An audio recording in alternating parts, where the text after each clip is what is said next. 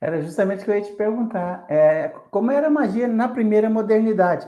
Olha, muitos cientistas praticavam magia e acreditavam na magia. Exatamente, o Isaac Newton, né, aquele que caiu a maçã e criou a teoria da gravidade, ele também praticava alquimia. Ele estava tentando transformar coisas em ouro, o que hoje a gente pode dizer que era magia, né? Então, as coisas estão todas imbricadas, né? Quando eu falo em magia na primeira modernidade, é, assim, é claro que é muito difícil a gente dividir tudo, a gente também, é, por mais que estejam todos esses conceitos unidos e misturados, a gente separar eles também ajuda a explicar o que a gente está estudando, né? Porque senão fica um pouco difícil de entender, né? Então, numa falta de um conceito melhor, magia vai servir aqui, né, hoje, para a gente começar a apresentar essa temática, né? Então, a magia na primeira modernidade, ela estava muito presente no cotidiano. Ela era normal, era algo que nem assim, a gente sabe como, sabe, chazinhos que a gente toma quando está com dor no estômago, que a avó dizia, a mãe dizia e tudo mais. É como se fosse isso, era algo do cotidiano, estava presente todos os dias. Tinha magia quando se construía uma casa para abençoar aquele lugar, tinha magia quando se fazia uma procissão. Então, a magia, o que eu estou dizendo que é magia aqui hoje, é acreditar que existe alguma conectividade no mundo todo e que através dessa conectividade tudo está interligado, faz sentido a manipulação dessas coisas. Vou dar um exemplo aqui para ficar um pouco mais claro. Na minha pesquisa, eu estudo, por exemplo, imagens de cera, o que muita gente hoje em dia chama de boneco voodoo, que espeta a agulhinha. Então, tudo estaria conectado na mentalidade deles. Então, espetar um boneco era o mesmo que espetar, machucar a pessoa que representava. Então, era um mundo muito conectado, onde as pessoas acreditavam que podiam manipular de certa forma, através de palavras, através de rituais. Então, eles viam eficácia nessas práticas.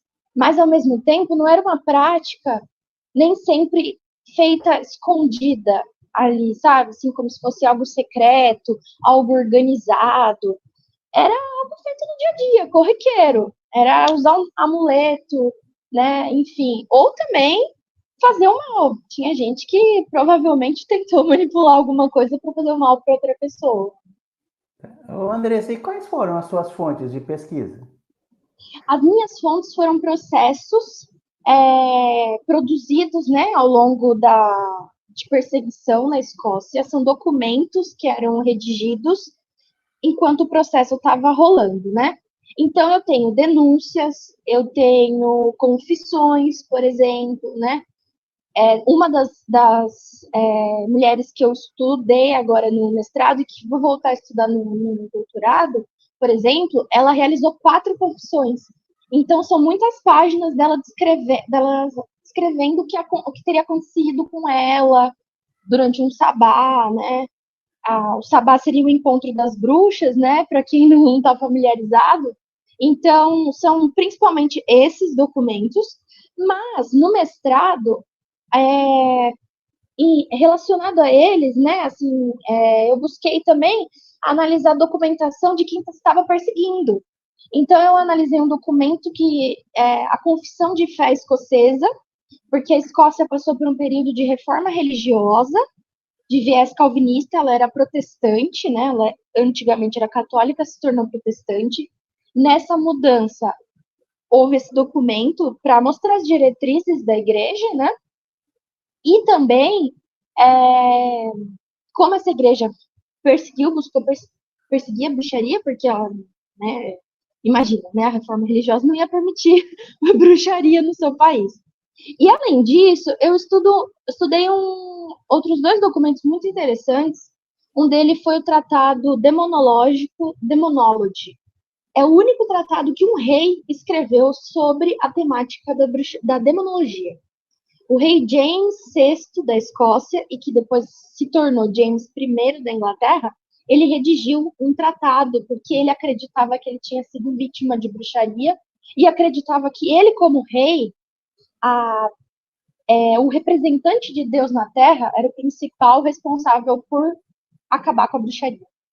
Então, eu estudo o tratado dele e um panfleto que vem muito relacionado a isso, que é um panfleto que narra o ataque que o rei teria supostamente sofrido de bruxas.